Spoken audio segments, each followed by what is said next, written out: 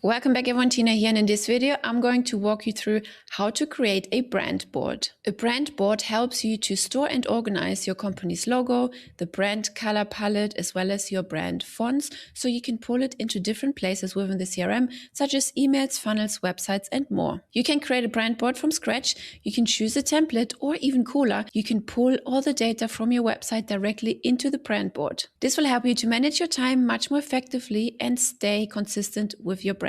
Let me show you how you can set this up. So you can access the brand board through two places, one on marketing on the left and brand boards at the top, or you go to settings bottom left and then click on brand boards from here.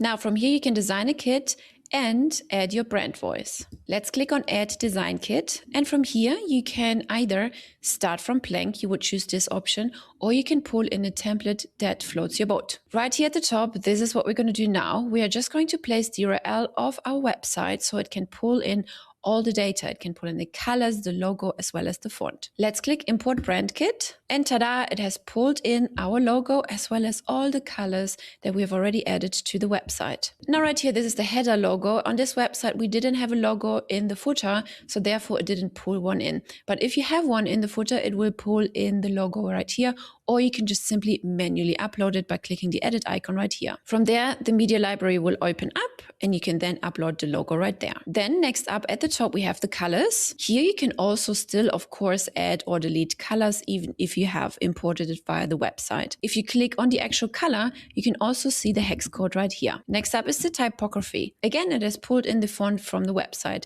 the main font and the secondary font. Again, you can also click plus add and you can add up to 5 different fonts. Once you're done with everything, just hit save board at the top. Make sure to rename it as well. Now let's go back. Let's click add new design kit again. I just wanted to show you how these start from blank looks like. So let's choose that. And here you go. You can see it's completely empty and you would have to upload everything manually. You would need to know the hex code of your colors as well as the name of your fonts if you do it manually. Let's go back. You can of course also delete brand boards by clicking the 3 dots right here.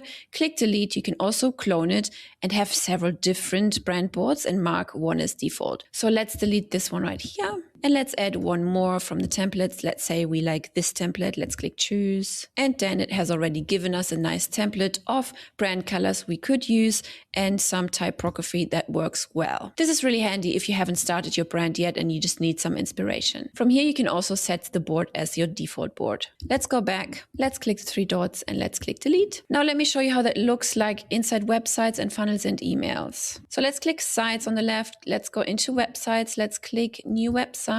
Let's go from blank, give it a name, hit create. Let's add a new page, edit it. And let's say we just wanted to add a text.